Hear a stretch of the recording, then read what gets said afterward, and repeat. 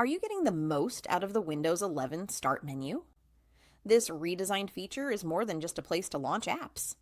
It's a central hub for productivity, customization, and quick access to your most used tools. In this video, we'll explain the Windows 11 Start menu and show you how to use it effectively in 2026. The first thing to notice is the centered layout. Unlike previous versions, Windows 11 centers the Start menu by default, giving your desktop a clean and modern look. You can also left align it if you prefer a more traditional style.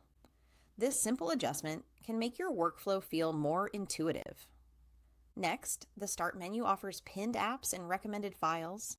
You can pin your most used applications to the top for quick access, while the recommended section shows recently opened files, apps, or documents. This allows you to get back to work faster without searching through multiple folders or menus. Another helpful feature is folders and app grouping.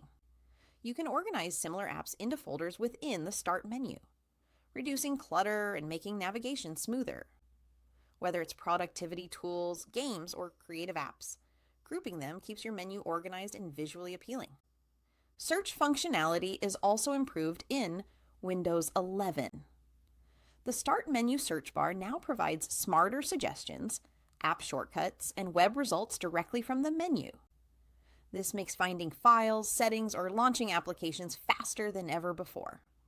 Windows 11 also allows for customization and theming. You can adjust the background color, transparency, and even the layout of pinned apps. Pairing this with widgets and snap layouts can make your Start menu an integral part of your organized, personalized desktop setup. By mastering the Windows 11 Start menu in 2026, you can streamline your workflow, access tools faster, and create a desktop experience that's both functional and visually pleasing. If this video helped you understand and optimize your Windows 11 Start menu, make sure to like this video, subscribe, and hit the notification bell so you won't miss more Windows 11 tips and productivity guides in 2026.